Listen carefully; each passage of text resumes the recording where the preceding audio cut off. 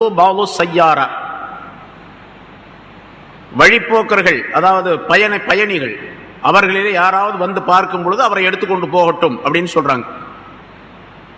வழியில விழுந்து கிடக்கக்கூடிய ஒரு பொருள், யூசுப் அலைஹிஸ்ஸலாத்து கொண்டாந்து வழியில போட்டுறாங்க, ஒரு கிணத்துல போட்டுறாங்க. அங்க அது மாதிரி வழியில ஒரு பொருள் விழுந்து கிடக்கின்றது, அதுக்கு பேர் லுக்தா என்பதாக அரபியில சொல்லப்படும். ஹதீஸ்ல ரசூலுல்லாஹி ஸல்லல்லாஹு அலைஹி வஸல்லம் அவர்கள் இந்த லுக்தா, கீழே விழுந்து கிடக்கக்கூடிய அந்த பொருளை பற்றி சட்டத்தை சொல்லி இருக்கின்றார்கள். அந்த பொருளை என்ன செய்வது அப்படின்னு ஒருத்தர் பார்க்க, நான் போறேன், ஒரு பை கிடக்குது, ஒரு மணி பர்ஸ் கிடக்குது, ஒரு பணக்கட்டு கிடக்குது, அது லுக்தா, கீழே விழுந்து கிடக்கக்கூடிய பொருள். இந்த பொருளை எப்படி என்ன செய்வது அப்படிங்கிறதுக்கு ரசூலுல்லாஹி ஸல்லல்லாஹு அலைஹி வஸல்லம் தனி சட்டத்தை சொல்லி இருக்கின்றார்கள். தனி பாடமே ஹதீஸ்ல சொல்லப்பட்டு இருக்கின்றது. அதற்கு அது நான் இங்க சுபுடைய அந்த தாலீம்லையும் கூட பல தடவை சொல்லியிருக்கிறோம், பல கருத்துக்களை சொல்லுங்க பல தடவை. ஒரு பொருள் கீழே விழுந்து கிடந்தால் அந்த பொருளை எடுத்துக்கொள்ள வேண்டும், எடுத்துக்கொள்ளலாம், எடுத்துக்கொள்வதற்கு அனுமதி இருக்கின்றது, நம்ம எடுத்துக்கொள்ளலாம். எடுத்துக்கிட்டு என்ன பண்ணு கேட்டால், அது நம்முடைய பொருள் அல்ல, யாரோ போட்டுட்டு போய், யார் கீழே விட்டுட்டு போனாரோ அவருடையது. அது ஒரு குறிப்பிட்ட தொகையாக இருந்தால், மதிப்புக்குரிய ஒரு பொருளாக இருந்தால் அந்த பொருளை பற்றி அறிவிப்பு செய்ய வேண்டும். பொது இடங்களிலே, கடை தெருகளிலே, மஸ்ஜிதுகளிலே, மக்கள் கூடுகின்ற இடங்களிலே இது மாதிரி ஒரு பொருள் கண்டெடுக்கப்பட்டது, அடையாளம் சொல்லி பெற்றுக்கொள்ளவும் அப்படின்னு சொல்லிட்டு அறிவிப்பு. அப்படித்தானே சொல்றோம் நம்ம. ஒரு ஆட்சி கிடைத்திருக்கின்றது, ஹவுசரியில் யாரோ விட்டுட்டு போயிட்டாங்க, அடையாளம் சொல்லி பெற்றுக்கொள்ளவும் அப்படின்னு சொல்லிட்டு அதே மாதிரி சொல்லணும், அறிவிப்பு செய்யணும், ஏலான் செய்யணும். எவ்வளோ நாளைக்கு ஏலான் செய்யணும்? யாருமே வரல, திரும்ப ஏலான் செய்யணும். எவ்வளோ நாளைக்கு? ஒரு வருஷத்திற்கு. ஒரு வருஷத்திற்கு அந்த பொருளை பற்றி ஏலான் செஞ்சு கொண்டே இருக்கணும். ஏலான் செய்யக்கூடிய பொறுப்பு இவருடையது தான், அதுக்கு ஒரு செலவாகக்கூடிய காசும் இவருடைய, யார் எடுத்தாரோ அவருடையது தான். ஏன் எடுத்தார் அவர்? அதனால அவர் செலவு செஞ்சா ஏலான் செய்யணும், ஏலான் செய்ய வேண்டும். இப்ப இந்த காலத்தில் உள்ள முறைப்படி பார்த்தா பேப்பர்ல அறிவிப்பு கொடுக்கலாம். பேப்பர்ல அறிவிப்பு கொடுக்கறதுக்கு என்ன விளம்பர செலவாகுமோ அதெல்லாம் இவரை சேர்ந்தது. அந்த பொருள் எவ்வளவு மதிப்புள்ளது அப்படிங்கிறத பிரச்சனையே தான் இல்லை. ஆனா பொருள் ரொம்ப கம்மியானதாக இருந்துச்சு, சும்மா ஒரு 10 காசு 20 காசா இருந்துச்சுன்னு வச்சுக்க, இந்த காலத்தில் ஒரு ரூபாய் கீழே கிடைச்சுன்னு வச்சுங்க, அந்த ஒரு ரூபாய்க்கு இப்போ ஒண்ணுமே வாங்க முடியாது, ஒரு டீயும் கூட குடிக்க முடியாது. அதனால அது மதிப்பில்லாத பொருள். அது அல்லது கீழே விழுந்து கிடந்த பொருள் ஏதாவது ஒரு உணவு பண்டமாக இருக்கின்றது, அந்த உணவு பண்டத்தை இவர் எடுத்ததின் காரணமாக அது பாதுகாக்கப்பட்டது, எடுக்காவிட்டால் அது அப்படியே அழிஞ்சு போயிடும்.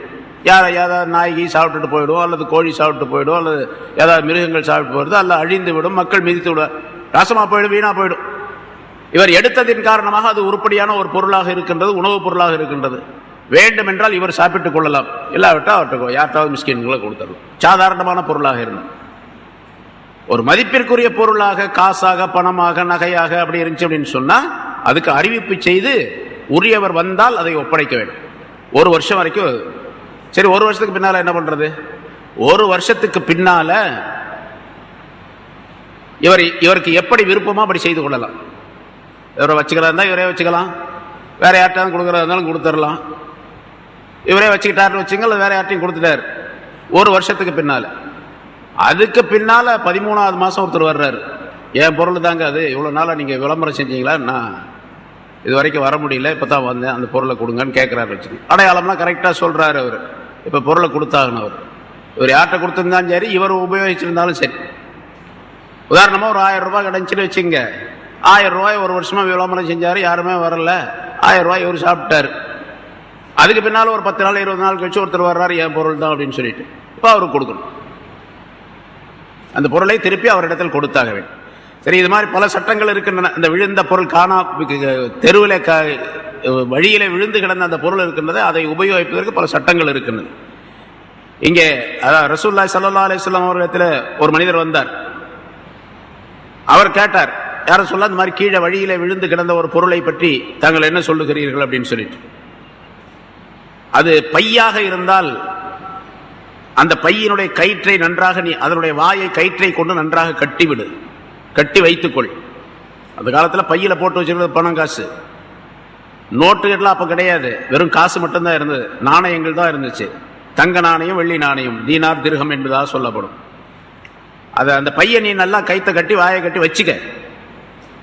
ஒரு வருஷம் வரைக்கும் அதை பற்றி நீ தாரீஃப் செய், அதை விளம்பரப்படுத்து. அதற்குரியவர் வந்தால் அதை நீ கொடுத்து விடு. ஒரு வருஷத்திற்குள்ளே வராவிட்டால் நீயும் ஆச்சு, அந்த பொருளும் ஆச்சு, நீ என்ன செய்யணுமோ அந்த பொருளை செஞ்சுக்கலாம் அப்படின்னு சொல்லி சொன்னாங்க.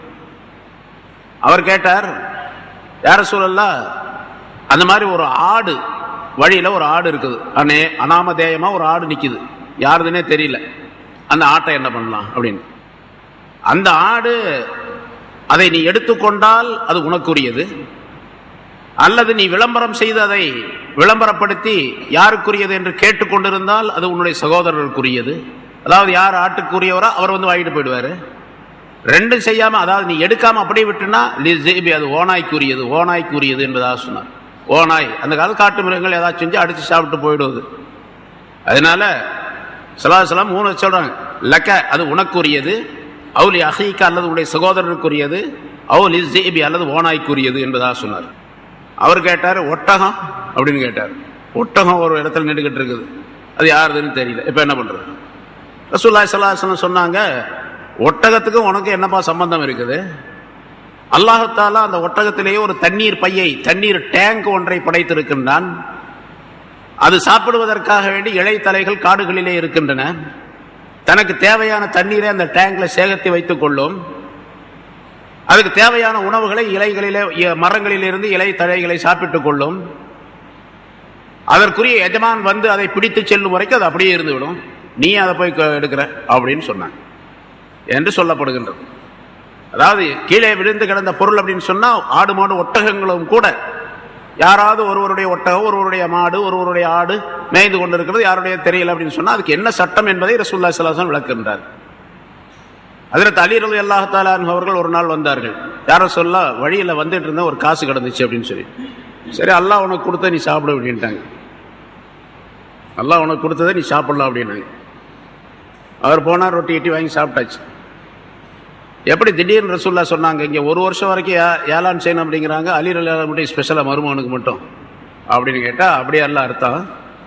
அந்த ஹதீஸ்ல இவ்வளோதான் இருக்கு, முன்னால் தாலீமில் சொல்லியிருக்கிறீங்க. ஹதீஸ்ல இவ்வளோதான் இருக்கு, நீ சாப்பிடுனாங்க, சாப்பிட்டாங்க. 3 பேரும் சேர்ந்து சாப்பிட்டாங்க. யாரு? அலி, ஃபாத்திமா, ரசூலுல்லாஹி ஸல்லல்லாஹு அலைஹி வஸல்லம் எல்லாருமே சாப்பிட்டாங்க. ரொட்டி கிட்டி வாங்கி சமைச்சு சாப்பிட்டாச்சு. ரசூலுல்லாஹி ஸல்லல்லாஹு அலைஹி வஸல்லம் சொன்ன கருத்து என்னவென்று சொன்னால், நீ அதை கடத்தருக்கு போ, எங்க கிடைச்சா அந்த இடத்துக்கு போ, அங்க இருக்கக்கூடிய எல்லாத்தையும் கேளு, இந்த காசு யாருது யாருதுன்னு கேளு. யாரும் சொல்லல, யாருது இல்லை அப்படின்னு சொல்லிட்டாங்கன்னு சொன்னா நீ அதை சாப்பிட்டுக்க அப்படின்னு அர்த்தம். அவர் போய் கேட்டாரு, யாரும் பதில் சொல்லலை, யாருதுன்னு தெரியல, அதனால அவர் வந்தாரு, சாப்பிட்டாரு அப்படின்னு அர்த்தம். ரெண்டாவது இன்னொரு விஷயம் கேட்டா, சாப்பிடு அப்படின்னு சொன்னது மிக மிக தேவை உடையவராக அலி ரலியல்லாஹு தஆலா அன்ஹு இருந்தார். பல நாள் பட்டினி, நம்மளை போல இல்ல, பல நாள் பட்டினி, சாப்பிட்றதுக்கு எந்த பொருளும் கிடையாது, காசும் கிடையாது. அந்த நேரத்தில் இந்த காசு கிடைச்சிருக்குது, அது அல்லாஹ்வுடைய நியாமத்தை, நீ சாப்பிடுன்னு சொன்னாங்க. அல்லாஹ் உனக்கு மறைமுகமாக தந்திருக்கின்றான் என்பதாக சொல்லி அதை சாப்பிட சொன்னார்கள். அது அந்த மாதிரி இருக்கக்கூடிய நிலையில் தான் சாப்பிடலாம், இல்லாவிட்டால் அதுவும் கூடாது என்பதாக குறிப்பிடப்படும். இது மாதிரி பல விஷயங்கள் சொல்லப்படும், நிறைய சம்பவங்கள்லாம் இருக்குது அது சம்பந்தமாக. அது கீழே இன்னொரு விஷயம் என்னன்னு கேட்டால், கீழே விழுந்து கிடந்த பொருள் இருக்குது பாருங்க, அது எடுக்காமல் இருக்கிறது தான் நல்லது. எடுத்துட்டா பொறுப்பு வந்துடும். சில பேர் நம்ம மஸ்ஜிதில் பார்க்குறோம், தொழுகும் போது அவர் காசு கீழே விழுந்துடும், அப்படியே விட்டுட்டு போயிடுவார். 1 ரூபா 2 ரூபா 5 ரூபா காசுகள் தான், நோட்டு விழுகாது, காசு சில்லற காசு விழுந்துடும், அங்கே கிடக்கும். இங்கேருந்து போகிறவர் என்ன பண்ணுவார், அதை எடுத்து மோதினார், பாய் இதை ஒரு கீழே கிடச்சி வச்சுங்க அப்படின்னு அவர்கிட்ட கொடுத்துட்டு அவர் போயிடுவார். எப்படி செய்யறது? எடுத்தவருடைய பொறுப்பு அது. மோதினார்ட்ட அஜிர்த்திட்டோ கொடுத்தா அல்லது வேற யார்ட்ட கொடுத்தாலும் சரி, அது குற்றம், அவர் தான் அதுக்கு பொறுப்பு. இன்னும் சில பேர் என்ன பண்ணுவாங்க, காசு கீழே கிடச்சி எடுத்துட்டு போய் நேராக கொண்டு போய் உண்டியில் போட்டு போயிடுவார். அவர் ஊரா ஓட்டு காசை உண்டியல்ல போடுறதுக்கு இவருக்கு ரொம்ப அதிகாரம் இருக்குது, போடக்கூடாது. அவர்கிட்ட தான் கொடுக்கணும், கொடுக்க முடியலன்னா எடுக்கக்கூடாது, அதை எடுக்கக்கூடாது. வேற யாராவது எடுத்துட்டு போயிடுவாங்களா? சரித்து யார் எடுத்துட்டு போனா தான் உனக்கு, நீ பாட்டுக்கு போக வேண்டியது. யார் போய் எடுத்துட்டு போனாலும் அது கேள்வி இல்லை. யார் எடுத்துட்டு போனாலும் நம்ம கேட்க மாட்டோம், அல்லாஹ் தஆலா எடுத்தா தான் நம்மகிட்ட கேட்போம். அல்லாஹ் தஆலா எடுத்து, அது 1 பைசாவா இருந்தாலும் சரி, அதுவும் குற்றத்திற்குரியது. சரி, கீழே விழுந்து கிடந்த இந்த பொருள்களுக்கு பல சட்டங்கள் இருக்குன்னு தெரிந்து கொள்ள வேண்டும் என்பதற்கான இது சொல்லப்படுகின்றது. இந்த இடத்துல அதை நிறைய எழுதுறாங்க தப்சீர்கள். சரி, இப்படி